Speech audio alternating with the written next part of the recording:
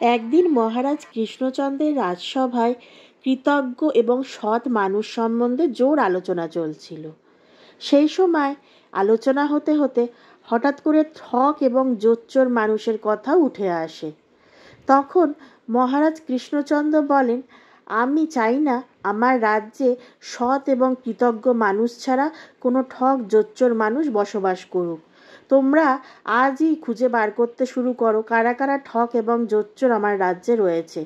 আমি তাদের রাজ্য থেকে বার করে দেব এবং আমার রাজ্যে এখন থেকে শুধুমাত্র সৎ এবং কৃতজ্ঞ ভালো মানুষরাই থাকবে। গোপাল এতক্ষণ দাঁড়িয়ে দাঁড়িয়ে সব কথা শুনছিল। তখন সে বলল, এরম যদি আমরা খুঁজে বার করতে যাই মহারাজ, তাহলে গোটা গ্রাম উজাড় হয়ে যাবে। কারণ এরকম মানুষ পাওয়া খুবই মুশকিল। আজকালকার দিনে সৎ এবং কৃতজ্ঞ মানুষ প্রকৃতপক্ষে কেউই নয়।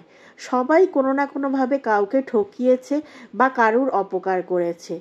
এরম মানুষ খুঁজে পাওয়া একদমই সম্ভব নয়। তখন মহারাজ বললেন, আমি ওসব কোনো কথা শুনতে চাই না।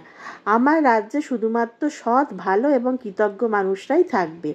আমার রাজ্যে কোনো ঠক, জোচ্চোর, চিটিংবাজের কোনো জায়গা নেই। এই কথা বলে মহারাজ ঘোষণা করে দিলেন, কাল থেকেই তোমরা কাজে লেগে পড়ো। তখন গোপাল মহা চিন্তায় পড়ে গেল। এরম মানুষ কিভাবে খুঁজে বার করবে? আর এরম খুঁজে বার করতে গেলে তো রাজ্যে আর একটাও লোক থাকবে না।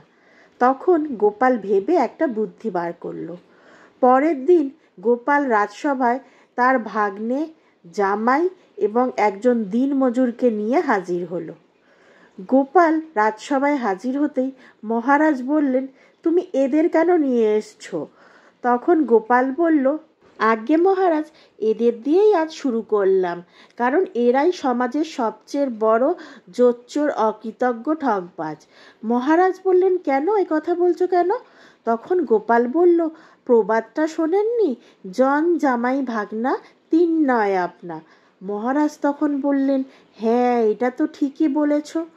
তখন গোপাল বলল, তাহলে একটা কথা ভেবে দেখুন, জন জামাই ভাগনা এই তিনজনের মধ্যেই যদি এই অসৎ গুণ থাকে, তাহলে আমরা প্রত্যেকেই তো কারুর না কারুর জামাই বা ভাগনা, তাই নয় কি? আপনিও তো কারুর জামাই, কারুর ভাগনা।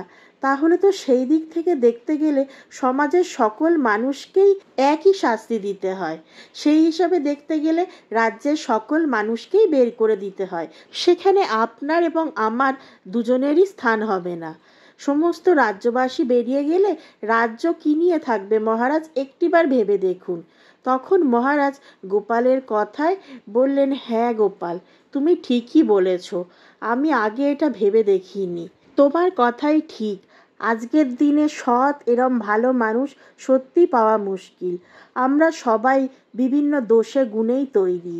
তাই আমার এ কথা স্বীকার করতে কোনো লজ্জা নেই যে তোমার যুক্তি সঠিক ছিল আর আমার যুক্তি ছিল ভুল। এই ধরনের সুন্দর সুন্দর গল্প শোনার জন্য এখনই আমার চ্যানেলটি সাবস্ক্রাইব করে নিন। আর গল্পটি কেমন লাগলো অবশ্যই কমেন্ট করে জানাবেন।